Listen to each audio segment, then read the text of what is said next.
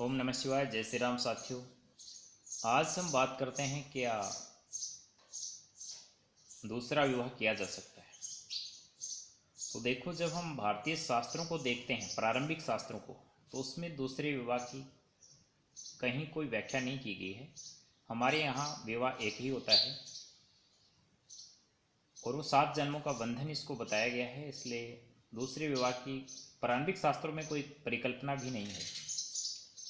लेकिन कुछ समय के पश्चात रहा होगा, कुछ समाज में कुछ परिस्थितियां आई होंगी कि पुनर्विवाह की आवश्यकता हुई होगी। तो फिर कुछ समय के बाद जब वैदिक काल के बाद की शास्त्रों को हम देखते हैं तो उनमें दूसरे विवाह का जिक्र आता है। उसमें कुछ कंडीशन लिखी गई हैं, कुछ शर्तें दी गई हैं, उनके अनुसार दूसरे विवाह की छूट है। तो उसमें क्या है कि जैसे जवान दंपत्ति है, पति पत्नी, यानी कि 35 वर्ष से पहले हमसफर की मौत हो जाती है तो उसको दूसरे विवाह की छूट है।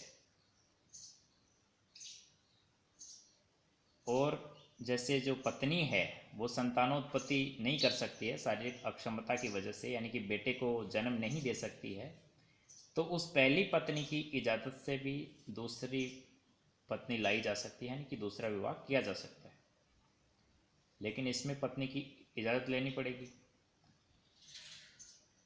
फिर आगे चल कर के क्या हुआ कि समाज में और कठिन परिस्थितियां आ गई। उसके बाद एक ये तलाक शब्द की उत्पत्ति हो गई। यानी कि अब क्या होता है कि आप जो पहली पत्नी है या पति है उसको तलाक देने के बाद आप दूसरी शादी कर सकते हैं। लेकिन उम्र वो निर्धारित है 35 वर्ष। 35 वर्ष के बाद आपका पति पत्नी मर जाता है, आप तलाक करते हैं या कुछ और करते हैं, तो उसके बाद आपको शादी नहीं करनी चाहिए। ये शास्त्रों का विषय है, शास्त्र यही कहते हैं।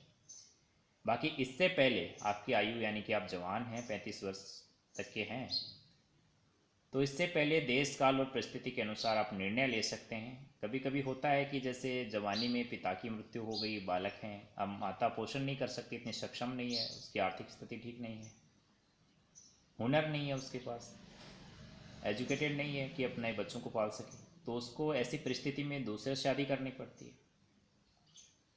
ऐसा ही होता है कि जैसे कम समय में माता की मृत्यु हो गई तो अब पिता है वो कमाने चला जाएगा, तो बच्चों को कौन संभालेगा, इसलिए पिता को भी दूसरी शादी करनी पड़ी। तो ये देश काल और परिस्थिति के अनुसार आप निर्णय ले सकते हैं कि आपको आवश्यकता है तो आप कर सकते हैं, अन्यथा आप जो परमात्मा ने जैसा आपके भाग्य में लिखा है उसको उसी के अनुरूप जीवन जी सकते हैं, कोई दिक्कत नहीं। बाकी मनुष्य को तो अपने मन मुताबिक कर्म करने की इजाज़त है। मन मुताबिक कर्म करेंगे, उसके अकॉर्डिंग आपका आगे का जो नेक्स्ट जो जीवन है वो बनेगा। लेकिन जब तक संभव हो सके तब तक आप एक ही विवाह करें, एक ही विवाह ठीक है। धन्यवाद। जय हिंद, जय भारत।